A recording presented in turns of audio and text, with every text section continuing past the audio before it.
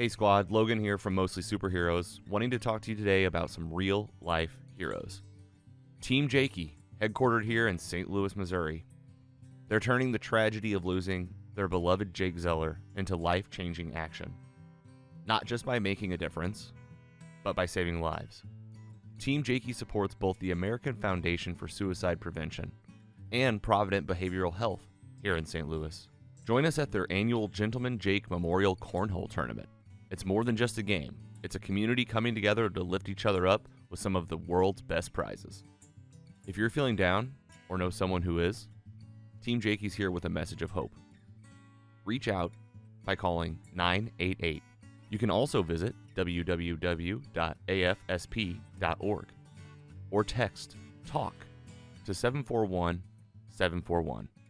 You're not alone, and there's always a way forward. Someone's waiting for your call or text message. Search for Team Jakey on Facebook and learn more at www.mostlysuperheroes.com/give.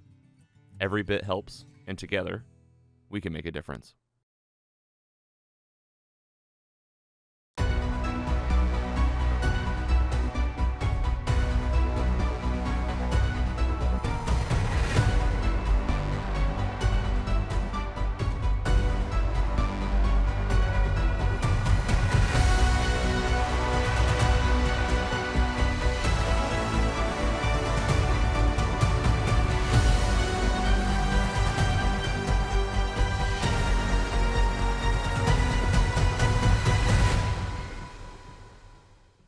Sean Gunn, welcome to the podcast, Mostly Superheroes. By far one of the biggest stars we've had on the show. We're super excited. We've wanted to get you Guns on our podcast since we started. We're so impressed with your career. Personally, I'm wearing my Ravager jacket, and I can see that. This is it, man. Kraglin, the journey from that, the motion picture work that you've done for Rocket, and then your brother is now running DC. Like, what in the world happened? We did an episode when that happened, and obviously we've seen you as Weasel in the Suicide Squad, and you're doing all of these amazing voice works for the DC Universe. People know you from Gilmore Girls. I know you from Gilmore Girls, and of course, we're a St. Louis podcast, so we're keeping it all around those things. I'm going to say welcome, Sean. Thank you.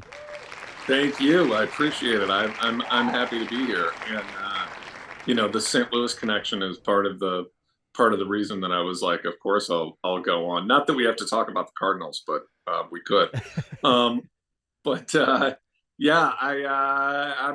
happy to be here. It's cool. Awesome, man. And we've heard you all over the place. We know that you've been featured by Screen Rant, The Wrap, People Magazine, IGN. You were on Michael Rosenbaum's Inside of You podcast. I mean, that was back in 2019, pre-COVID, I was realizing. Great show, great interview. We love Michael, huge Smallville stan over here. And our first question is about St. Louis. I'm going to give it to Giggler because he is our St. Louis guy. Take it away, Andy. I wore my, you probably might not be able to see it, but I wore my STL hat today just for this. Oh, sweet. So I appreciate that. But what can you tell us about your relationship with St. Louis in present day? Do you visit often? Any places that you shout out or some of your local favorites? I think that the places I would shout out are the usual ones, like when I go back to St. Louis to visit my mom, you gotta get some emos, you gotta get Ted Drew's. Those are obvious things. We've had a connection to the Lake of the Ozarks which is in St. Louis, obviously, but it's those in St. Louis understand the Lake of the Ozarks, and I'll actually be visiting there sometime soon, and to go get a connection to the lake from my childhood, which has changed so much.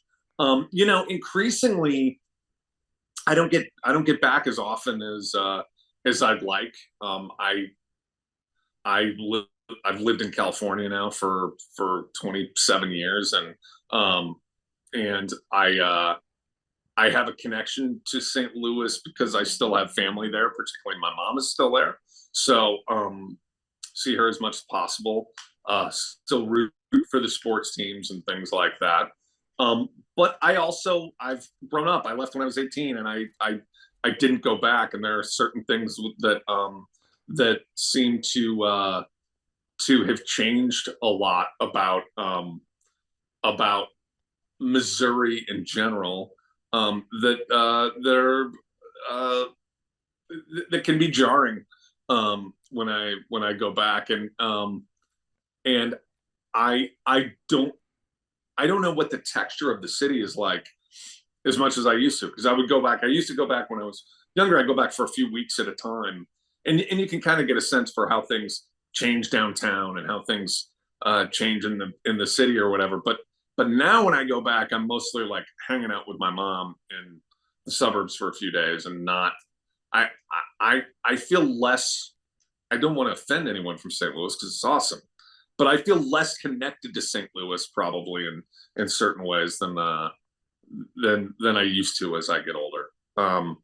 Makes sense. I don't know. It makes sense too. You know, I moved around, lived in Chicago for a while, Nebraska, and anytime you are not physically living in a place, the relationship changes. But Andy's parents, Andy's family has a place down at Lake of the Ozarks. He just got back yesterday, so we get that. Although the Blue Heron closed. Yeah, we don't have to worry about. Oh yeah, that was a great place.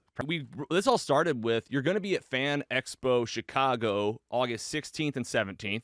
You know, that's fans that are here in St. Louis and Chicago. We're excited to see you there. And with having you for a quick time today, we want to focus on that fun stuff, starting with the DC universe. You have already done a lot of work. I'm sure you've done a lot of this work that we're going to be seeing with Creature Commandos, you know, coming really soon. So inside of or outside of those roles, Weasel, G.I. Robot, Maxwell Lord, what can you share with DC fans today about your future, you know, in your brother's DC universe now? What's this looking like? What can you talk about? Well, the first thing I can talk about is Creature Commandos, which is coming out, I believe, in December, and is an animated series that is sort of the first official project. I think that some of the, you know, like Peacemaker and my brother's version of Suicide Squad are grandfathered in you know, to some degree.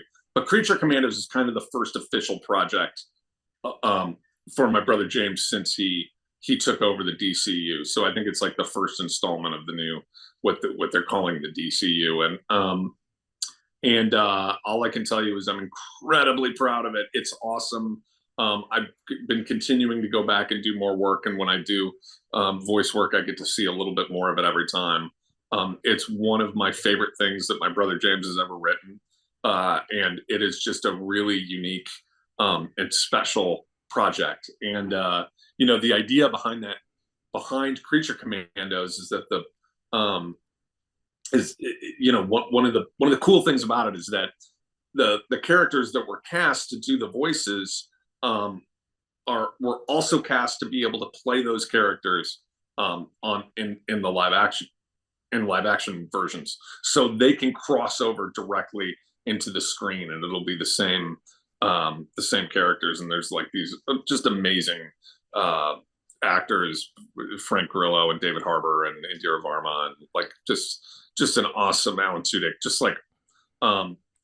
an amazing cast. But the project itself is really special, and it does something that I think that my brother does really well, which is kind of, it can turn the tables on something, on taking something really funny and turning it dark or poignant or sad or, you know, joyful in different and unique ways. I keep telling people that I meet at conventions who are big Weasel fans, like, you're going to get to learn a lot more about the Weasel when you watch Creature Commandos, and I'll leave it at that. But you know, learn a little bit more about where he came from.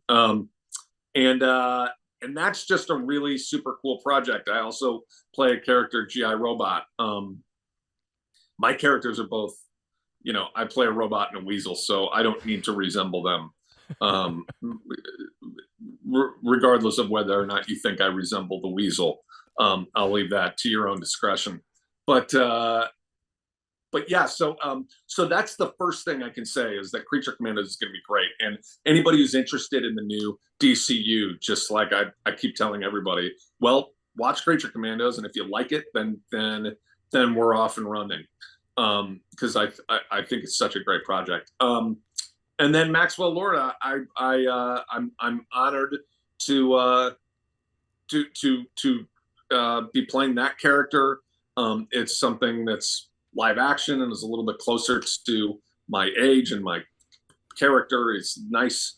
It's nice to play a human man in my age group. I don't always get to do that in my brother's projects. There's a long history with Maxwell Lord. In the comics, he's had sort of a variety of incarnations. And I can't go in too deep into what we've talked about, but I can tell you that my brother sort of points out he's really the comic book guy, right? So he knows backwards and forwards the history of these comics and what he's drawing from. I'm more of the guy who, you know, I'm an actor first and foremost, and so I'm always approaching it from a little bit of a different angle. And I don't know the history of the comics the way that a lot of people do, but I do the research that is put in front of me. So when we talked about Maxwell Lord, we talked about why he thought that I would be right for this version of the character, and he gave me some materials for relevant source material to draw upon. That I can't go any deeper into that, but I can tell you that that's how we approach the work, and I'm excited for people to see it. I think that it's a pretty he's such an awesome character. I've enjoyed tackling him, you know, as much as anything I've ever done. I was like, you know, people always ask me what's my favorite role I've ever played, and I always say, like, you know, either the next one or the last one, you know. Yep. And I loved tackling Maxwell Lord. You know, I don't think I'm talking out of school if I say that, like, we're not going to see a whole lot of them in the first couple of things, but I look forward to doing it more. Hell yeah, man. Thank you so much for that. That was like a full expose, bookended for DC, like where we're at with you. And you're not just an awesome actor, you're a really great storyteller. And we will be here for everything DC. I promise you. We'll be talking about it. We've been counting down all of it. And now, a break. If you listen to the podcast, you know that before and after the show, when we're hungry or craving some beers or some live music, we usually end up at the Gramophone in the Grove here in St. Louis, Missouri. It's our spot for the best sandwiches in St. Louis, like the epic classic The Jive, stacked with roasted turkey, thick cut bacon, Swiss, lettuce, tomato, avocado spread, and pepper mayo on a toasted baguette. Don't skip the sides. Nothing beats Big Willie's homemade mac and cheese. It's the sidekick that never, ever lets you down. Plus, with daily specials, there's always something new to celebrate. So come join us at 4243 Manchester Avenue, St. Louis, Missouri, 63110 at The Gramophone, and tell them that Mostly Superheroes sent you. Visit www.gramophonestl.com for their full menu and more. The Gramophone, where heroes hang out. Whether you're visiting or live here in town, Fortuna Games is your go-to spot for tabletop gaming in St. Louis. Located at 2632 South Kings Highway Boulevard, right across from Tower Grove Park, Fortuna Games offers Magic, Pokemon, Lorcana, board games, supplies, and more. Open Wednesday through Saturday. Visit online at fortunagames.net or find them on Facebook and Instagram. You can also call 413-367-8862 or email fortuna@fortunagames.net. Hey podcast listeners, this is Chris Holsey. I'm the host of the new true crime podcast, Small Town Forgotten. In the first season, I focus on a very personal cold case. 31 years ago, my family member Jimmy Wade Martin was murdered in front of multiple witnesses in Bonne Terre, Missouri. A murder weapon was found and a man confessed, and yet there have been no convictions and no justice for Jimmy Wade's twin daughters. You can listen to Small Town Forgotten directly from our website, smalltownforgotten.com, Spotify, YouTube, or anywhere you get your podcasts. Thanks for listening. You've heard others. but nothing could prepare you for the shameful stupidity that is the Jock and Nerd Podcast. Hear Imran. So if you offend everyone at once, it's a wash. I've covered everybody. Anthony. Sorry, I was texting. Say that again. And Rug Boy. Yeah, whenever there's a snowstorm, my Slack hole tightens up. As they talk over one another. Just exactly the John same Connor as was a fucking Terminator. We're talking over each other. It's fine. Sorry. Swear. I had boobies. And ask you for money. Just give us the money. Witness the hubris as they claim to be the world's authority on comic book movies. Who said? Never said that. You've never said that. Who cares? A jock said that. Comic book, TV, movie reviews, news, and whatever they choose. Available on Apple Podcasts, Spotify, and wherever you find your favorite podcasts. The Jock and Nerd Podcast. It's campy, silly, goofy fun. Seriously, people really listen to this. Jock and Nerd.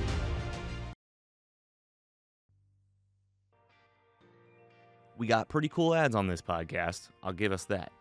However, you might be like me when it comes to certain content, and I just don't want the ads. As little as $1.99 a month, you can get ad-free content from Mostly Superheroes. That's right. Patreon, Apple Podcast, Podbean, all of these channels offer ad-free versions of our episodes coming out early, including the patron pre-show, the show before the show. Open up Patreon, Apple Podcast, or Podbean, or go to mostlysuperheroes.com/support to learn more.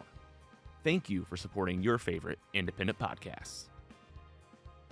Mostly Superheroes Indie Podcast has a slate of upcoming titles, interviews, and topics ready for our listeners and fans, and you could reach our audiences. We have 30-second ads starting right now for as little as $100. Your brand, professionally recorded ad. Hear our voice, our crew record an ad in your style and make your brand heard on Mostly Superheroes. Find out more at mostlysuperheroes.com/sponsor. All right, back to the show.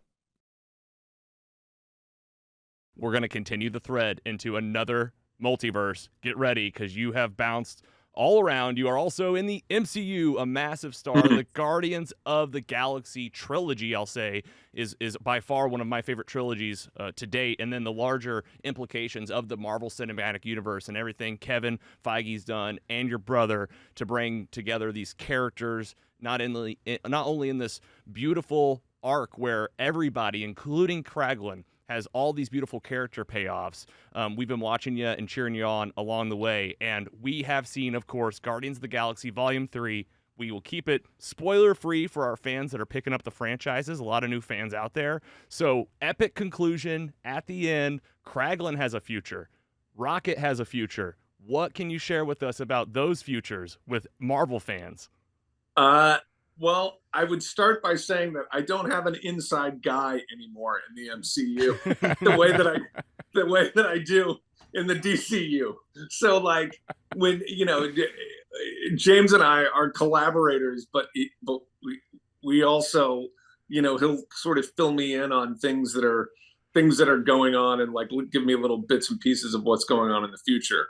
I don't have that anymore at Marvel, even though I'm still obviously friends with everyone, and I think that if I called Kevin Feige, I assume he'd answer the phone. He's a friend. I'm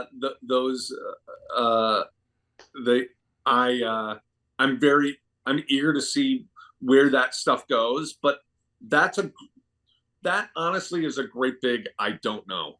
Yeah. I don't know what their plan is. I know San Diego Comic-Con's later this week. I'm assuming they'll make some new announcements about what's coming up in the future. But unlike years past, I don't know what those announcements are. Wow. And I mean that sincerely. It's not just that I can't talk about them; it's that I legitimately don't know. So I love playing Kraglin. I'm really proud of the character. I think he's super interesting. I don't know if he has a place going forward in the MCU or not. I'm open to anything. I am like Kraglin. I'm a soldier as an actor. Like, I am all about the storytelling, and so it's not a matter of like, oh, I want this job or I need this job. It's like, if the storytelling is right and I can be useful, I'm all in. If they decide to go another direction because the MCU is taking a little bit of a different turn and maybe we don't see those characters again, I totally respect. I always respect the storyteller's visions for things like that. So it's kind of like, it's not part of my job description to have a wish for what I want them to do with Kraglin. I want them to do what they think is best, and then when they make those decisions, we can, I'm happy to talk about it. So I don't really know what the MCU is doing right now, and I'm eager to see it because it's a whole bunch of talented people involved in putting that stuff together. But yeah, I don't. Right now, my guess is kind of as good as yours. Well, ours is more of a hope. If they don't bring you back, it's a mistake. We are looking for those characters to come back around. The MCU is a multiverse now, and everybody's getting TV shows. I think you did some work in What If. Did you do What If work as well? I did. I did an episode of What If. It was fun. So it's like that's where we're at now, right? Like anything can happen. The Guardians are right next to the Avengers, maybe tied with the Avengers at this point, like the most popular group, I'd say, man. So I hope they do something. Just, fingers crossed from our side. Hey, if Marvel contacted me and said that they wanted to move, they wanted to take these Guardians characters and move towards some kind of like a TV series or something from the big screen, like they'd have my attention. But you wouldn't be mad but at I it. have no idea. Like right. I don't, I don't know. So I look forward to whatever it is they're going to do. I think I can say I don't know that this is exactly a scoop, but because I've said it before, but I can say with pretty, with pretty close to certainty that I am officially retired from playing Rocket in any of the motion pictures because of your ankles. Your ankles can't do it. Correct. That was it. My feet and my ankles. I turned 50 in May, and I'm 35. I can't imagine doing that. I can't imagine it. Squatting like a baseball catcher and moving laterally and walking is a young man's game, and so I don't think physically I could do it anymore. I think that there's certain aspects. Obviously, Bradley Cooper is just like his vocal performance is just amazing and sort of above reproach. There are certain vocal things that I did that I think that could still be useful if they needed me. And I voiced a little section of Young Rocket in the third movie and was proud of that. So there are things where, if they needed me for certain, like speech, there are ways in which I could assist with the creation of Rocket other than getting in the catcher's stance. And so maybe I could do that if they wanted. But as far as the doing the crouch for 6 months, I have to officially retire from that job. It makes sense, man. It does. And this last question, we have one more for you. It's more of a favor. And we're hosting, I kind of thought you might see this before, but it's even better on the spot. We are hosting a private movie experience that we do once a year called the Screen and Social. We run a private movie theater. All of our podcast fans come. We're going to see Deadpool and Wolverine on July 28th, and we're raising some funds for the HDSA. So that's the Huntington's Disease Society of America, fighting the good fight. So as if you were speaking to this movie theater full of fans, what would you say to them to get them pumped for a rated R Marvel flick? My message is enjoy the movie. I hope that it's great. I love fandom. I love the way that fans come together to root for things. And I don't think that we have too much competition in our world. There's no Marvel versus DC. We want them both to be great. Isn't it a great world if they're both awesome? And I just want this movie to be awesome. That said, I kind of hope Hugh Jackman kills Deadpool, but it's fine. And just like, let's enjoy all of it. Let's celebrate the fact that we all have our little idiosyncrasies as nerds. That's it. Thank you for that, man. That's really special. Like I said, you're one of the biggest stars we've had in the show. To get you this quickly, for it to come together, for you to take the time, we know you're busy. No worries. And I also want to point out that I'm gonna be at San Diego Comic-Con. I will be appearing on the Dynamite Entertainment panel. Dynamite Comics company who do The Boys in addition to a whole bunch of other just amazing comics, to announce a comic book that I am writing in association with Dynamite Entertainment, a comic book called Shepherds that it's a project that I'm really super, super pumped about. And so I'll be announcing that later this week. Oh, hell yeah, dude. Congratulations on that. Can we share that you're announcing that, or is that a little bit of a secret? Yeah. Okay. Share that I'm announcing a comic book with Dynamite Entertainment. All right, man. Do you have any questions for us on the Mostly Superheroes crew? We've taken enough of your time. We appreciate it, but we always ask if you have any questions. We bombard you, you know. What high school did you go to? Ooh, go ahead. We're rivals, Sean. I went to DeSmet. Oof. I know. At least we have something to bond over, fellow Jesuits. Yeah, I know. You know what's funny is I always think of that when it's always so funny to me that the biggest rivals are the schools that are like most like one another or most in proximity to one another. Like, oh, people from Michigan hate people from Michigan State. It's like if you were an alien from another planet, do you know how absurd that would sound? That like, oh, the people from like the left side of the river hate the people from the right side of the river. Like, oh my God, there's nobody more. And I think that about like hated DeSmet when I was in high school. And now it's like, who am I probably, it's like, we're all from the same place. Yeah. It's kind of like you said about DC and Marvel. There's no real war. It really is. It's almost like just kiss already, every rival situation. It really is. And what we can do is just team up and hate Shamanan. I'm here for that. See, yeah. I know you haven't strayed too far from your STL roots because you asked that question. That means you're still one of us. Oh, that's right.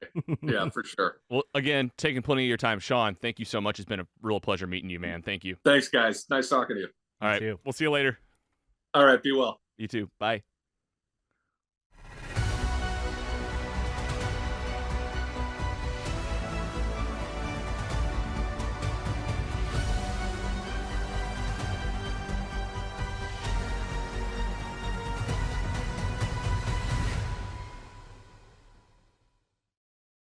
Mostly Superheroes is proud to be funded in part by our sponsors. Mostly Superheroes is funded in part by paying patrons who receive early, ad-free, and exclusive episodes. Subscribe at mostlysuperheroes.com/support. Thank you for supporting your favorite independent podcast. Mostly Superheroes is an independent podcast owned and operated by Kerrigan Ventures in St. Louis, Missouri. Hosted by Logan Janis, Andy Hunn, and Scott Swearingen. Brand and creative by Carrie Clark Design.